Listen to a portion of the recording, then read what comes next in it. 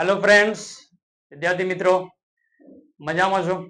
તો ચલો આપણી ચેનલ કેમિસ્ટ્રી વિથ જાવેદ સરની ચેનલ પર તમામનું મોસ્ટ વેલકમ કરવામાં આવે છે.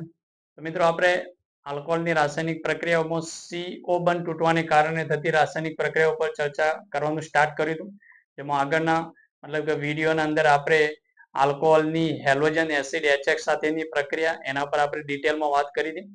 હવે આજે મિત્રો આપણે CO બંધ તૂટવાની બીજી પ્રક્રિયા પર ડિસ્કશન કરીશું અને એ છે મિત્રો ફોસ્ફરસના હેલાઇડ સાથેની પ્રક્રિયા. ક્લિયર? તો મિત્રો ફોસ્ફરસના હેલાઇડ સાથેની પ્રક્રિયા આલ્કોહોલની, તો આપણને શું જવાબ મળશે? તો ફર્સ્ટ એના અંદર ફર્સ્ટ છે અગર આલ્કોહોલ છે તો એ આલ્કોહોલની PCl5 સાથે પ્રક્રિયા કરવામાં આવે.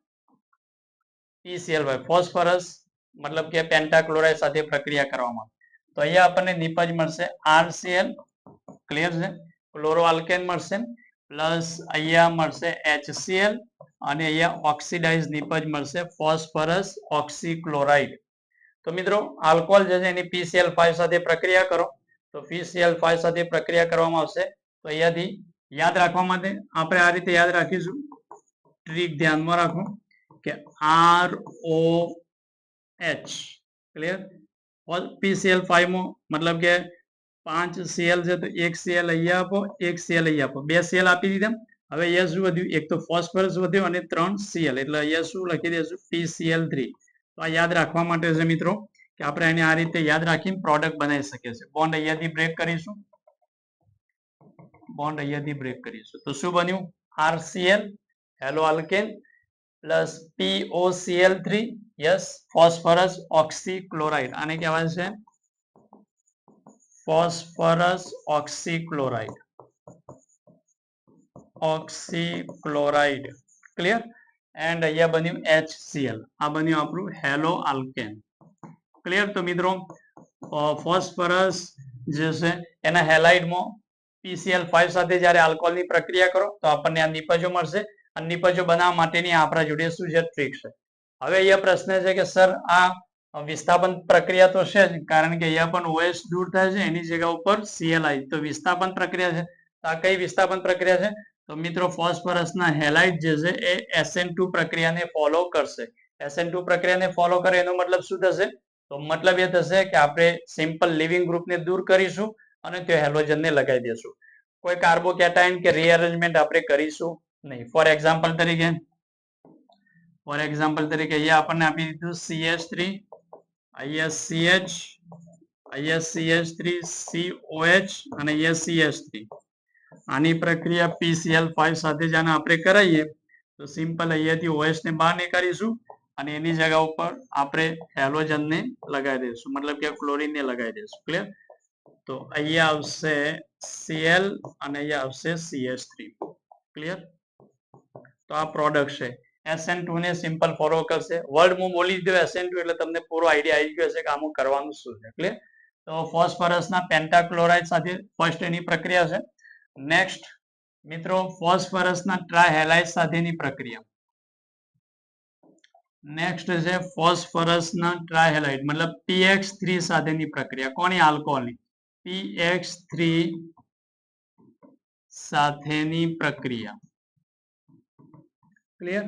ફોર એક્ઝામ્પલ તરીકે અહીંયા આલ્કોહોલ છે, આલ્કોહોલની PX3 સાથે આપણે પ્રક્રિયા કરાવીએ. હવે મિત્રો અહીંયા ધ્યાન આપજો કે જ્યાં આલ્કોહોલની PX3 સાથે તો હેલોજન આપણે શું લઈ શકીએ? તો અહીંયા હેલોજન બરાબર ક્લોરીન અને બ્રોમિન લઈ શકીએ. બરાબર? હેલોજન બરાબર શું લઈ શકશું? ક્લોરીન અને બ્રોમિન. ક્લિયર છે? તો આ છે આપણો પોઈન્ટ. મતલબ PCl3 સાથે અથવા તો PBr3 સાથે પ્રક્રિયા. અચ્છા, અહીંયા આલ્કોહોલની જ્યારે ફોસ્ફરસના ટ્રાયહેલાઇડ સાથે જ્યારે પ્રક્રિયા કરવામાં આવે છે ત્યારે આલ્કોહોલના કેટલા મોલ ઉપયોગ થાય છે? 3 મોલ ઉપયોગ થાય છે. પ્રોડક્ટ કઈ રીતે લખ્યું એને સમજીએ. તો અહીંયા આલ્કોહોલના 3 મોલ છે. ક્લિયર? અહીંયા છે આલ્કોહોલ જે છે એના 3 મોલ ROH એક, પછી આ બીજો મોલ અને પછી આ શું છે તો ત્રીજો મોલ. ક્લિયર? અને અહીંયા ફોસ્ફરસ જે છે એ ફોસ્ફરસના ટ્રાયહેલાઇડ છે. તો અહીંયા ફોસ્ફરસ એક હેલોજન, બીજો હેલોજન અને અહીંયા ત્રીજો હેલોજન. તો અહીંયાથી શું થશે? તો અહીંયાથી એક બનશે હેલો આલ્કેન, અહીંયા પણ બનશે હેલો આલ્કેન અને અહીંયા બનશે RX. તો તો અહીંયા બનશે આપણને 3 મોલ RX. ક્લિયર? 3 મોલ આલ્કોહોલની PX3 સાથે પ્રક્રિયા કરશો તો 3 મોલ હેલો આલ્કેન બનશે. અને બાકીની પ્રોડક્ટ શું હતી? તો 3 હાઇડ્રોજન, 1 ફોસ્ફરસ અને 3 ઓક્સિજન. મતલબ અહીંયા બનશે H3PO3, ફોસ્ફરસ એસિડ.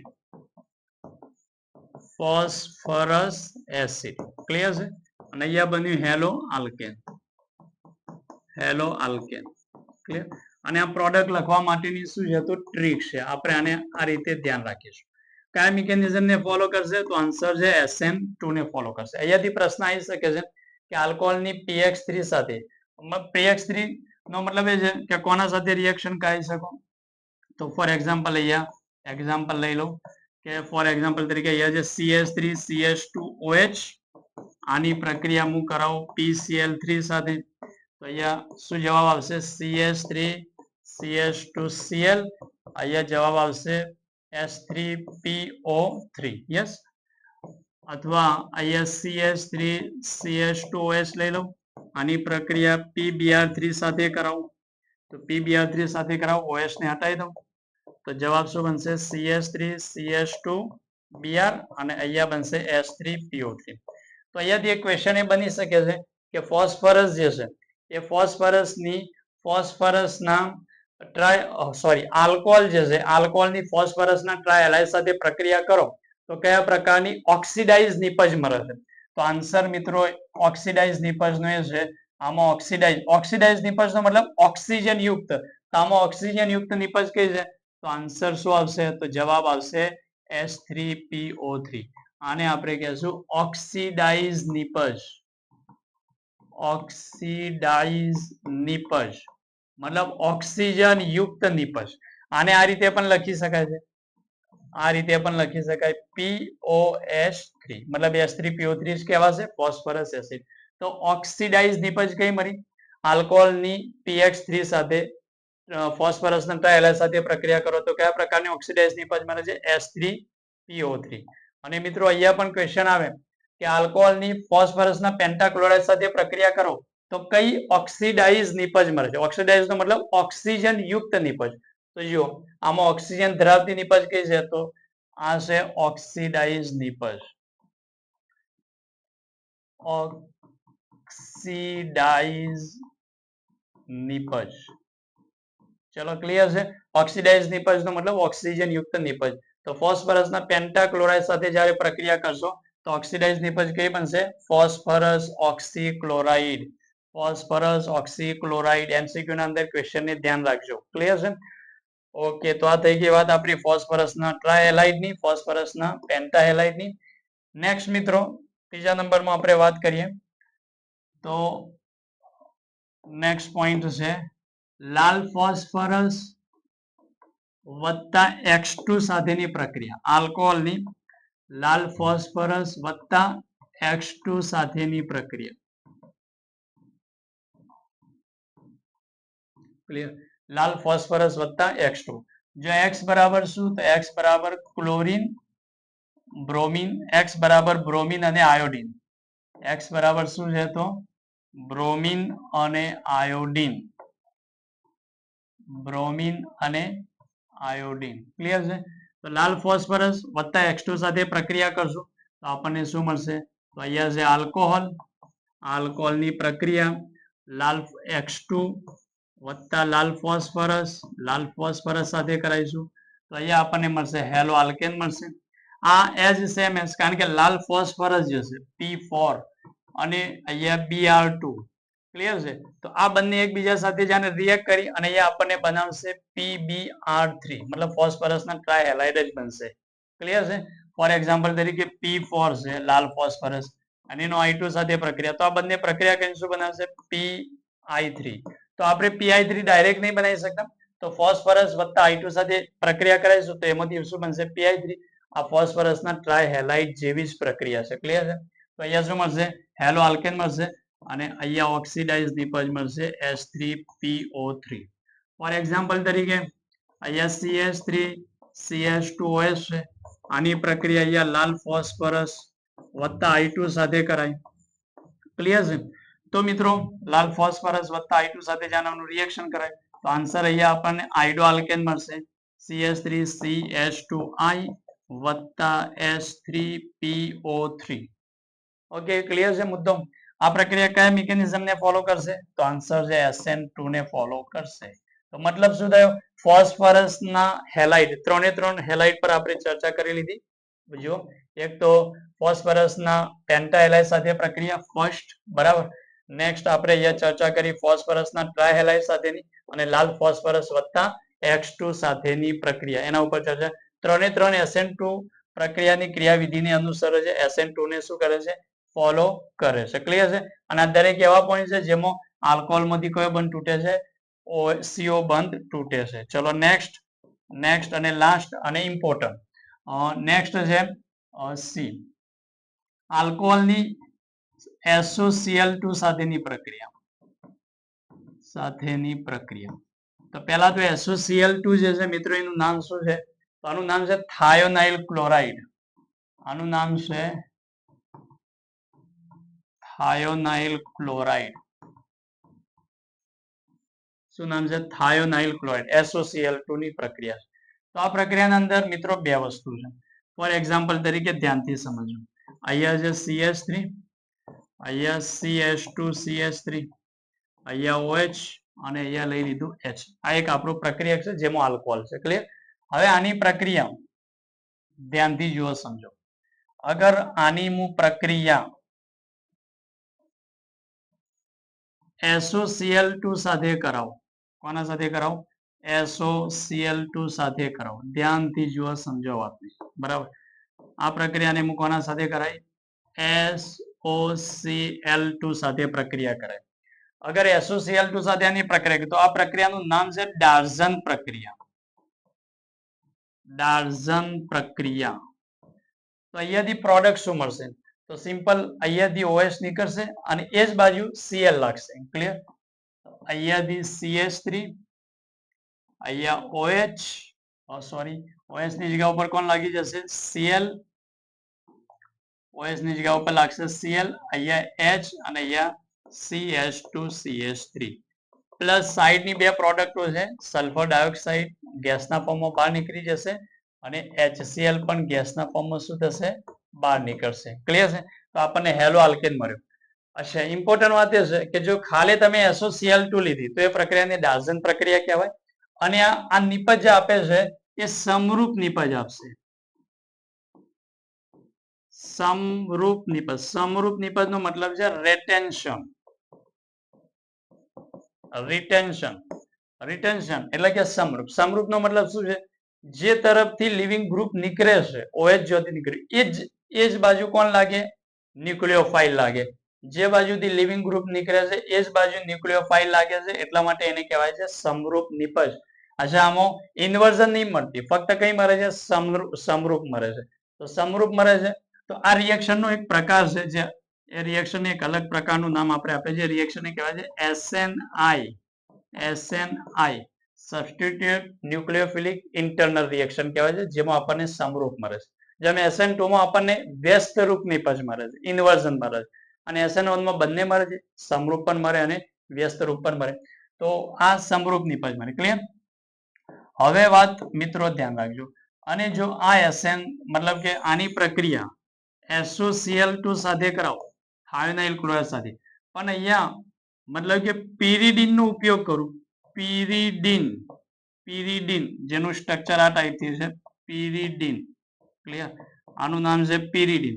જો SOCl2 સાથે પીરિડીન લખેલું હોય તો પછી એ વખતે એ પ્રક્રિયાનો પ્રકાર કયો બનશે તો પ્રક્રિયાનો પ્રકાર છે SN2 પ્રક્રિયા. કઈ પ્રક્રિયા SN2 પ્રક્રિયાનો શું મતલબ છે તો SN2 પ્રક્રિયાનો મતલબ એ છે કે આપણને જે નિપજ મળશે એ નિપજ કઈ મળશે વ્યસ્ત રૂપ મળશે. મતલબ કે જ્યાંથી લિવિંગ ગ્રુપ નીકળે છે એની બેક સાઈડ પર ન્યુક્લિયોફાઇલ એટેક કરશે. આન્સર આવશે અહીંયા Cl. ક્લિયર છે. અહીંયા H અહીંયા CH2 અહીંયા CH3. ધ્યાનથી જુઓ સમજો વાતને. અહીંયા શું થયું તો આ આપણું હતું લિવિંગ ગ્રુપ LG મતલબ લિવિંગ ગ્રુપ છે દૂર થનાર સમૂહ છે. જે બાજુથી લિવિંગ ગ્રુપ નીકળ્યું એ જ બાજુ પર કોણ લાગ્યું ન્યુક્લિયોફાઇલ હેલોજન લાગ્યો. સમરૂપ નિપજ બની અને અહીંયા જે બાજુથી લિવિંગ ગ્રુપ નીકળ્યું એની વિરુદ્ધ દિશામાં શું લાગ્યું, એની બેક સાઈડ ઉપર મતલબ કે હેલોજન અથવા તો ન્યુક્લિયોફાઇલ લાગ્યો. આ પ્રક્રિયા જે છે એને આપણે કહેવામાં આવે છે ઇન્વર્ઝન પ્રક્રિયા અથવા વ્યસ્ત વ્યુત્ક્રમણ પ્રક્રિયા. વ્યુત્ક્રમણ અથવા તો નિપજ કઈ કહેવાય એને, ઇન્વર્ઝન. કઈ નિપજ કહેવાશે, ઇન્વર્ઝન. તો વાત ક્લિયર થઈ ગઈ. તો ઓલ અબાઉટ આ બધી વાતો. અચ્છા, હેલો આલ્કેન બનાવ પહેલા આની વાત સમજી લે. તો મિત્રો અહીંયા જો SOCl2 એકલું ઉપયોગ કરવામાં આવશે એ પ્રક્રિયાને ડાર્ઝન પ્રક્રિયા કહેવામાં આવશે. ટાર્ઝન નહીં, ડાર્ઝન પ્રક્રિયા. ખબર પડી ગઈ? તો આ ડાર્ઝન પ્રક્રિયા કહેવામાં આવશે અને એ પ્રક્રિયામાં જ્યાંથી લિવિંગ ગ્રુપ નીકળશે ત્યાં હેલોજન લાગશે. ક્લિયર છે? સમરૂપ નિપજ મળશે. અને જો SOCl2 સાથે પેરિડીનનો ઉપયોગ કર્યો તો પ્રક્રિયા SN2 ક્રિયાવિધિને અનુસરશે અને SN2 ને અનુસરશે તો જે બાજુથી OH નીકળે છે લિવિંગ ગ્રુપને એની બેક સાઈડ પર ન્યુક્લિયોફાઇલ એટેક કરશે. આન્સર મળશે વ્યુત્ક્રમણ અથવા તો ઇન્વર્ઝન. વિદ્યાર્થી મિત્રો ક્લિયર છે?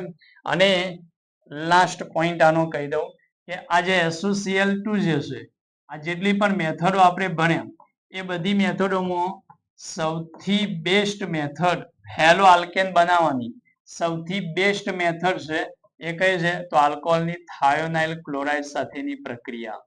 આલ્કોહોલની થાયોનાઇલ ક્લોરાઇડ સાથેની પ્રક્રિયા સૌથી બેસ્ટ છે. કેમ? કારણ કે અહીંયા આપણને શું મળશે, શુદ્ધ હેલો આલ્કેન મળશે. શું મળશે? શુદ્ધ હેલો આલ્કેન. શુદ્ધ હેલો આલ્કેન મળશે. કેમ? કારણ કે એની જે બે બાય પ્રોડક્ટ બને છે, કઈ બે બાય પ્રોડક્ટ બને છે, એક તો સલ્ફર ડાયોક્સાઇડ અને એક HCl, અને બંને કયા ફોર્મમાં હોય છે, ગેસ ફોર્મમાં હોય છે. માટે સરળતાથી શું થાય છે, દૂર થઈ જાય છે અને આપણને પ્યોર હેલો આલ્કેન થાયોનાઇલ ક્લોરાઇડ ની આલ્કોહોલ સાથેની પ્રક્રિયાથી આપણને મળે છે. આટલી વાત ક્લિયર થઈ ગઈ. અચ્છા, પ્રોડક્ટ લખવાની ટ્રીક શું છે તો ROH. ક્લિયર છે?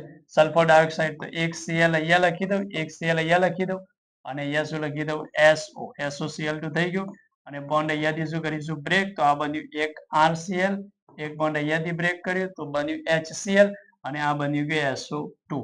ક્લિયર છે? તો જેટલી પણ મેથડો છે એમાં મતલબ કે હેલો આલ્કેન, શુદ્ધ હેલો આલ્કેન, શુદ્ધ હેલો આલ્કેન બનાવવા માટે આ શું છે તો બેસ્ટ મેથડ છે, બેસ્ટ પદ્ધતિ છે. રીઝન ક્લિયર થઈ ગયું? કારણ એ છે કારણ કે આમાં જે બે બાય પ્રોડક્ટ બને છે બંને ગેસના ફોર્મમાં મળે છે, વાયુ રૂપ મળે છે, બંને સરળતાથી દૂર થઈ જાય છે એટલે આપણને શુદ્ધ હેલો આલ્કેન મળે છે. તો મિત્રો અહીંયા આપણે આલ્કોહોલમાં CO બંધ તૂટવાની આના આગળનો જે મતલબ કે વિડીયો હતો એના અંદર હેલોજન એસિડ સાથેની પ્રક્રિયા સમજ્યા અને આજના વિડીયોમાં આપણે આલ્કોહોલની ફોસ્ફરસ ના હેલાઇડ અને થાયોનાઇલ ક્લોરાઇડ સાથેની પ્રક્રિયા સમજ્યા. હજુ આલ્કોહોલમાં આપણે વાત કરીશું આલ્કોહોલની નિર્જલીકરણ પ્રક્રિયા. નેક્સ્ટ વિડીયોના અંદર એની વાત કરીશું. ખૂબ જ ઇમ્પોર્ટન્ટ મતલબ કે ટોપિક છે તો એને લઈને આપણે નેક્સ્ટ વિડીયોના અંદર એની ચર્ચા કરીશું. ક્લિયર છે? Okay, by.